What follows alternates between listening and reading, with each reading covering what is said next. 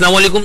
कोशिश करेंगे कि ज्यादा से ज्यादा कंटेंट कवर करें इस वीडियो में। Text boxes, check boxes, radio buttons.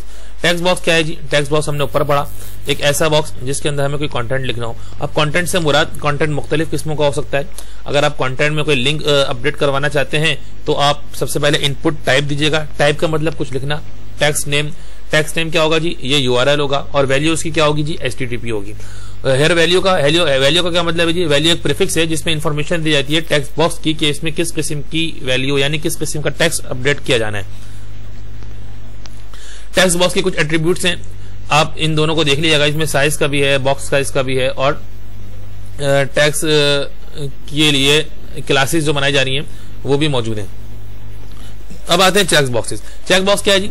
Check box आपने देखा होगा कि अक्सर बेशतर फॉर्म फिल करते वक्त मेल और फीमेल के दो अलग अलग जगहों पे लिखा हुआ होता है और उनके साथ एक बॉक्स बना हुआ होता है जिसमें हमें टिक करना होता है या चेक लगाना होता है। यस और नो, ट्रू और फॉल्स, इस तरह के चेक बॉक्सेस होते हैं।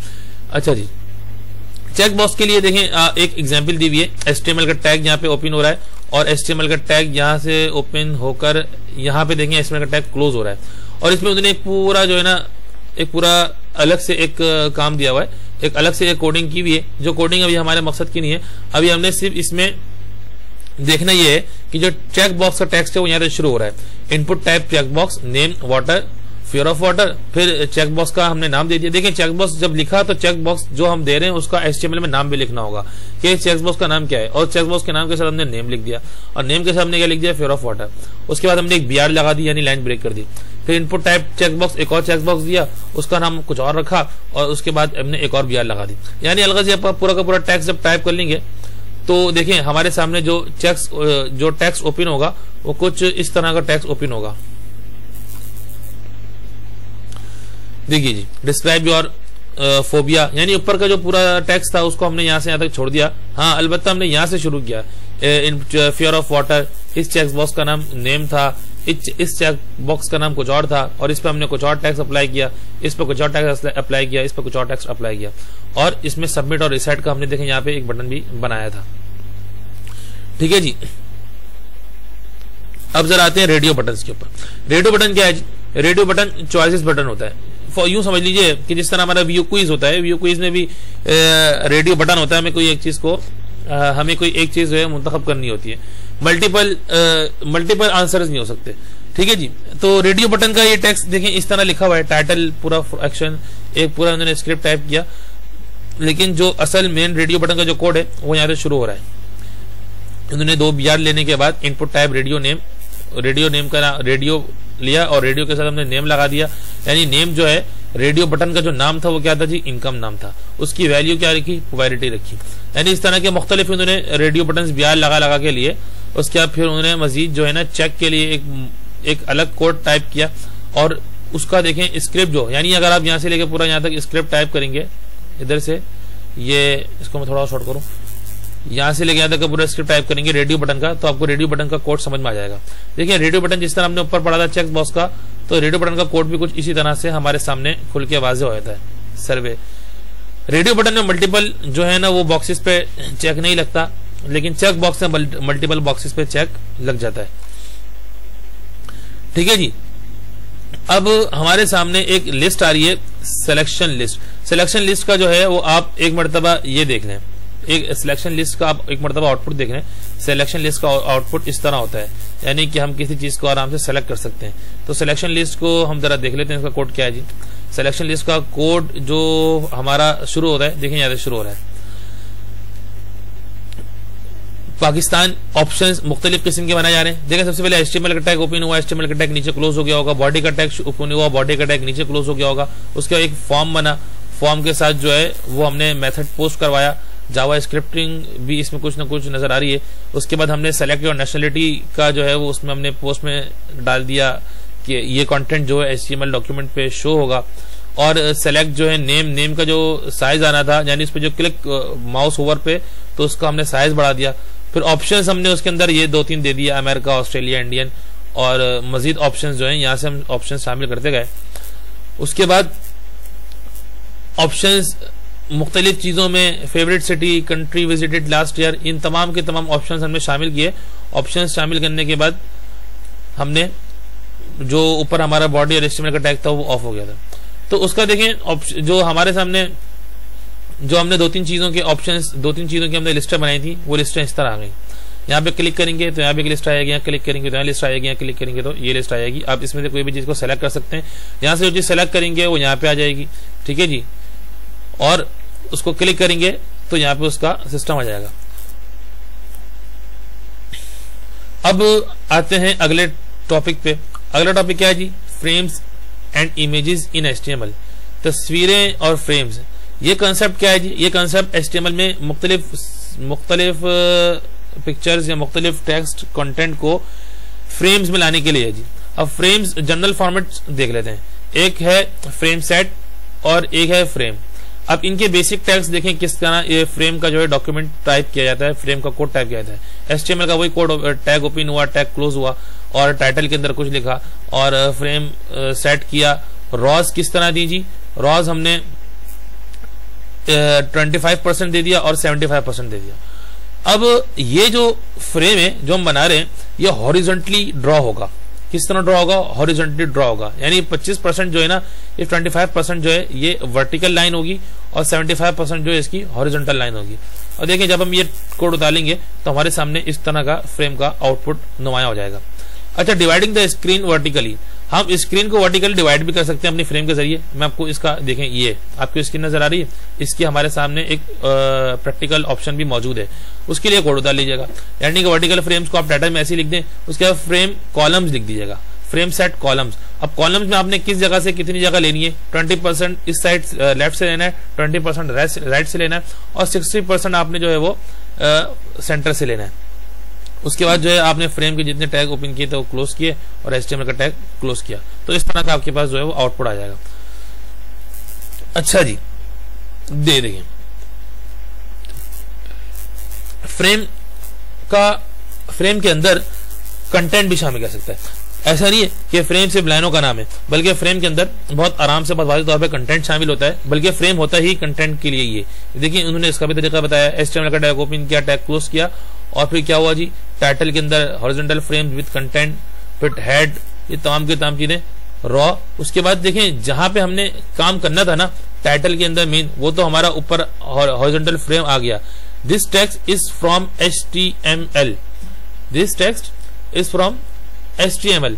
अब बस इसका अब आप देखिएगा कि ये जो दरमियान में हमारे पास जगह है ना, इस जगह के अंदर ये HTML का कंटेंट शामिल हो जाएगा, जो दिस टेक्स्ट। अच्छा, अब ये जो ऊपर का फ्रेम का हिस्सा था, यहां से हम इस जगह पे इस टेक्स्ट को ऐड करेंगे। तो देखिए ये ऊपर वाला जो टेक्स्ट है ना, इसके अंदर जो वर्टिकली टेक्स्ट है इसके अंदर जो है ये आ जाएगा। यूं इसकी नीचे इन्होंने कोई एग्जांपल मजीद दी हुई होगी। Note that content of the files 1.html and 2.html are displayed in figure 6। उन्होंने बताया ना कि ऊपर हमने एक एग्जांपल दी जो मैंने भी आपको दिखाई पिक्चर के जरिए, और उसमें जो है आपने इस टेक्स्ट को रख देना है दो फ्रेम्स के टैग के दरमियान में, तो ये कोड जो है आ जाएगा। ऊपर जो है वो फ्रेम का कोड जो था वो खाली था, लेकिन आप चाहें तो देखिए उन्होंने कहा कोड 1 का उन्होंने एक वो दे दिया, एग्जाम्पल दे दी यहां से लेके यहां तक के लिए। अब ये पूरा कोड होता है, HTML यहाँ पे शुरू हो रहा है, यहाँ पे क्लोज हो रहा है। टाइटल के अंदर उन्होंने अपना नाम लिख दिया। उसके बाद हेड के अंदर बॉडी बनाई, बॉडी के अंदर जो फ्रेम के सेंटर में था उसमें उन्होंने एक text, this text is from HTML2.htm और एक टाइटल उन्होंने यहाँ दे दिया। ये जो टाइटल दिया ये तो ऊपर उसमें जाएगा, लेकिन जो हेड और बॉडी के अंदर दिया ये यहाँ से इधर लिखा हुआ आ जाएगा। अच्छा जी, कोड 3 इन्होंने बिल्कुल इसी तरह दिया हुआ है। आप इन तमाम कोड्स को जो है वो बहुत आराम से अप्लाई कर सकते हैं अपने HTML डॉक्यूमेंट पे और इनका आउटपुट चेक कर सकते हैं। अच्छा जी, अब आते हैं इमेजेस के ऊपर। इमेजेस क्या काम कर रही हैं HTML के अंदर? इमेजेस का टॉपिक कहां से शुरू हो रहा था?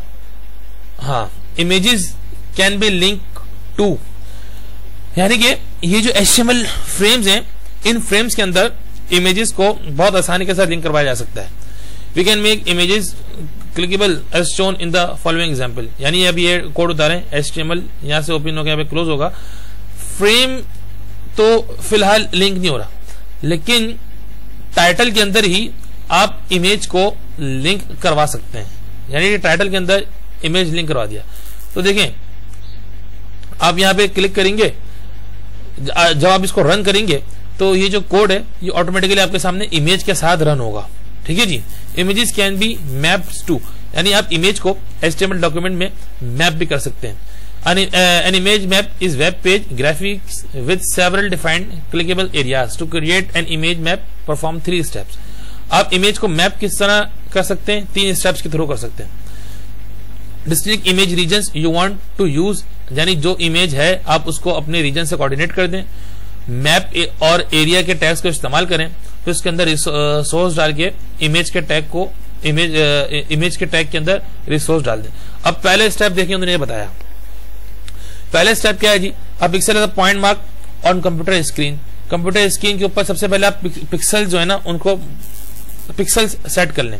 फॉर एग्जांपल आपका जो कंप्यूटर स्क्रीन है वो 800 पिक्सल्स में अरेंज है, तो फिर उसके लिए जाहिर है कि 800 हॉरिजॉन्टली होगा और 600 जो है वो उसमें वर्टिकली होगा। ये देखें फिर उन्होंने क्या किया, अब pixel can be identified by giving it's column number. अब पिक्सल जो है वो अपने कॉलम नंबर्स के तहत पहचाने जाएंगे। फॉलोड बाय इट्स रॉज, उसकी रॉ को फॉलो करते हुए। आप एग्जाम्पल ये देखें, ये एग्जाम्पल में पिक्सल एक तरफ 10 दिए गए और दूसरी तरफ 15 दिए गए। अगर आपके फ्रेम का या पिक्चर का एक हिस्सा है तो उसके लेफ्ट साइड पे जो है 10 पिक्सल अप्लाई हो जाएंगे और राइट साइड पे जो है वो 15 पिक्सल जो है वो अप्लाई हो जाएंगे। बिल्कुल इसी तरह फिर आप एज रेफरेंस दीजिएगा, इमेज का सोर्स डालिएगा और आपकी इमेज आपके पिक्सल के हिसाब से जो है वो अपीयर होगी। ठीक है जी। इसका जो इमेज को मैप करने का जो एक स्टेप है वो इस तरह से, ये मैप का टैग है, इस टैग को आप यहां से ओपन कीजिएगा और टेस्ट मैप, एरिया शेप और कोऑर्डिनेटर्स, इन तमाम चीजों को आप अपने हिसाब से इनका नाम देते हुए अप्लाई करें।